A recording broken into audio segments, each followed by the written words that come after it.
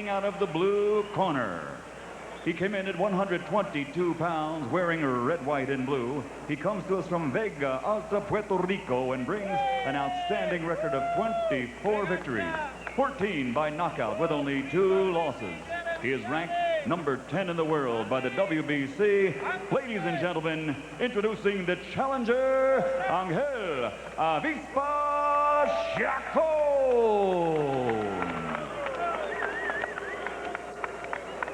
And his opponent across the ring, fighting out of the red corner, wearing white trimmed with black, and weighing in at 121½ pounds. A perfect professional record, 31 victories without a loss, 25 by knockout.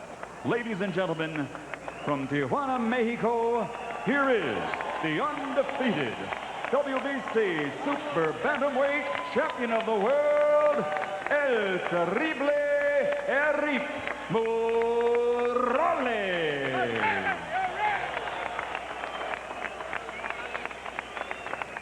Chacon. Morales. Míralo fijo en la cara. Míralo fijo. Míralo.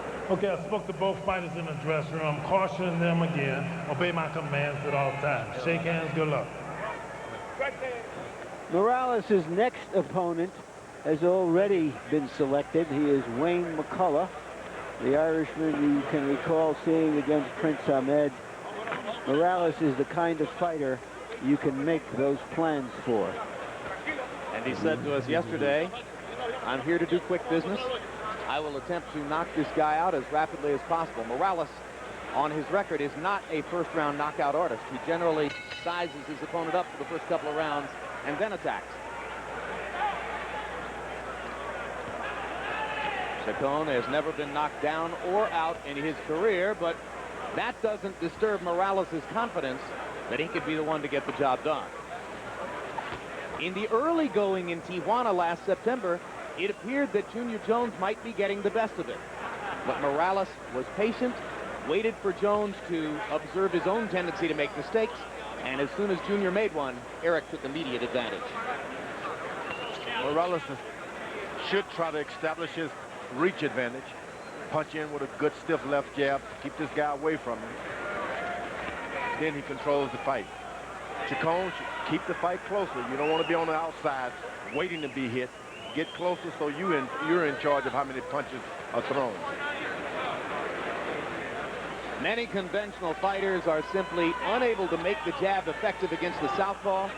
Morales wasn't bothered one bit against Zaragoza. His jab was a factor in the bout. He's the kind of guy who believes that he can go out and fight the same fight regardless of how you stand in front of him. You see, Chacon gets in, lands all the punches he wants as long as the fight is going close range. But once you get on the outside, then it turns into another battle.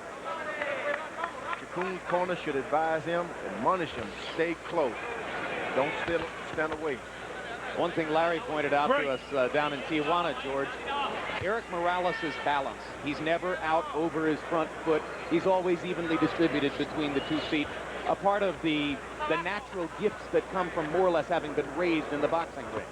Well, he's a good fighter, but he's always having to pick his left hand up to do something. This is why you can always stay close to him. The fighter has to go back and pick his left hand up. That gives you time to get closer. As soon as he lifts it, get your distance. There you go. He's lifting him up again. There's a whole generation of fighters who watched Muhammad Ali and Thomas Hearns and Ray Leonard in the 80s and decided they didn't have to hold their left hands up high. No, well, you can put them down to stay or keep them up to stay, but don't go lifting 1, 2, 3 up, 1, 2, 3 up. It gives your opponent time to catch a rhythm, you see. Leave them where you want them. Chacon has had the one good flurry inside. Morales landing to Chacon's face there and able to back the Puerto Rican fighter up.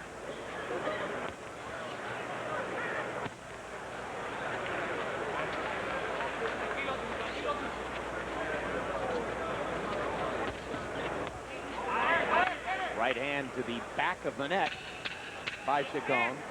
Yeah, if I was his corner, I'd tell him as soon as he turns around and lifts his left hand, get there before he lifts his left hand back up. That's what I would tell Chacon. Well, let's see what they do tell him. And as we go to these corners where they speak Spanish, Our interpreter is Ray Torres. When you feel the pressure, you have to do something. The kid is only trying to avoid punches. He's got nothing for you. You have to be really effective. Be sure you raise your left hand. You feint him a little bit.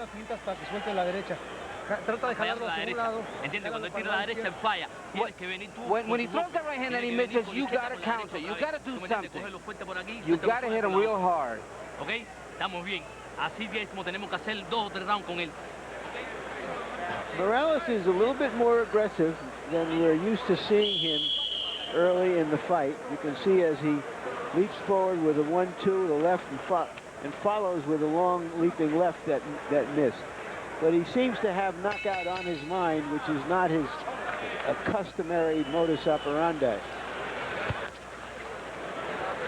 Chacon already tasted that power, so he's a little reluctant. I wouldn't be so reluctant that I would stay way back there like he's doing. It was a relatively cautious first round on both sides. Morales only throwing 36 punches and Chacon throwing only 29. In this weight class, for one of the fighters to have thrown 65 punches is a pretty good output, but the two of them to combine for that total isn't much. Now Morales attacks as he senses a vulnerability in Chacon. Chacon is even switching from side to side now.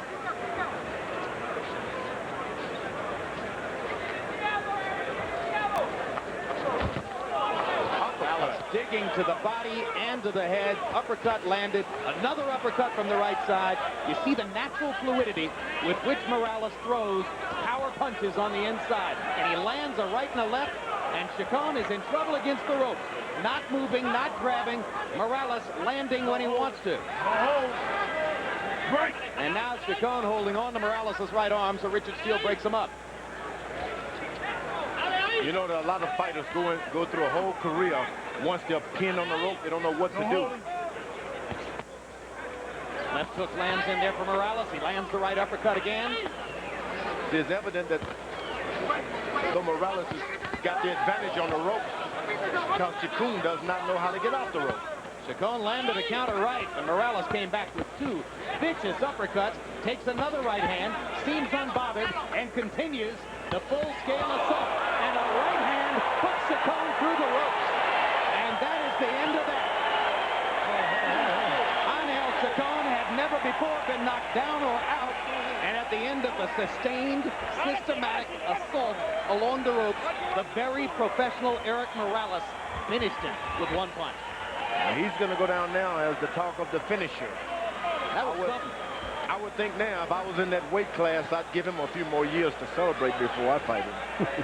Well, there are 2 potentially fascinating fights on the horizon for Morales, Larry Merchant. One of them would be his countryman, Marco Antonio Barrera. Who is here as a radio commentator, by the way. And the other, of course, would be Prince Nassim Hamed. Who is 6,000 miles away, and if he saw this, would probably be 12,000 miles away if he had his chance. I don't know now. The Prince can punch. Well, wouldn't it be something to see? Yep, I believe that. Well, Morales...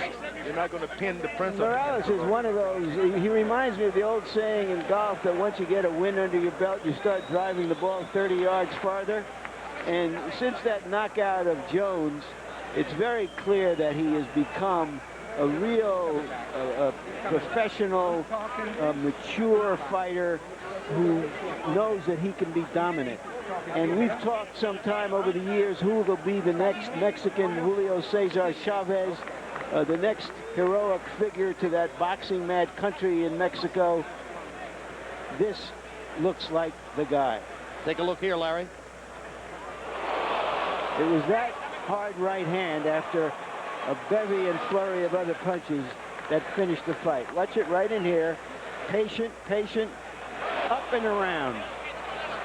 Boy, he made him think he was going to his body, and he came right up with a straight right hand upward. Boom. And just put him to sleep. I mean, just anesthetized him with that one punch. He had him thinking he was going to the body again, and he did not. He tricked him. That's what he did. Well, you can feint like that when you've got fast hands and perfect balance. And Morales had both throughout the fight. And once again, we emphasize the point. The tough young Puerto Rican Chacon had never been knocked down or out. But finishing was on the mind of Morales for the whole last minute as he assaulted Chacon along the ropes. Michael Buffer with the particulars.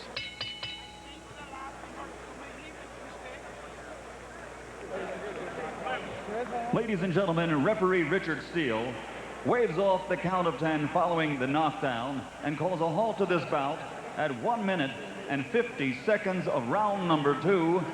The winner, who will now on May 8th be fighting former world champion Wayne McCullough here in Las Vegas. He is still the undefeated WBC Super Bantamweight champion of the world, de Tijuana, Mexico, el terrible Erik Morales. And you'll remember that on Halloween night last year, McCullough of Ireland stretched Prince Nassim Hamed to 12 full rounds, the first decision of the Prince's career in Atlantic City. So I have to assume that Morales will be looking for a knockout on May 8th. McCullough's got one chin. 2 chins. No, 3 chins. This guy can take a shot. Final punch stat numbers, and Morales landing 27 power punches in the second of the 2 rounds. Winds up with 38 out of 89, 43%.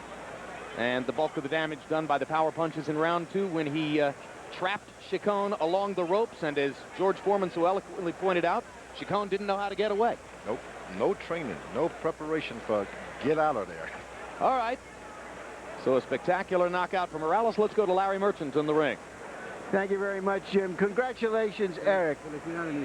We thought of you mostly as a boxer, puncher before, but it seemed you came out here tonight determined to score a quick knockout. Is that true? Siempre te hemos considerado como un boxeador y esta noche viniste como un noqueador.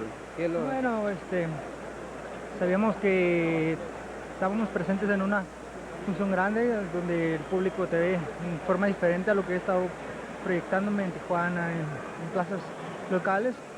Creo que pues traté de dar una demostración o mostrarme y lo hice. I've been exhibiting myself all over the place, but this is really a big event, and I wanted to make sure that I made a statement, and I wanted to go for the knockout.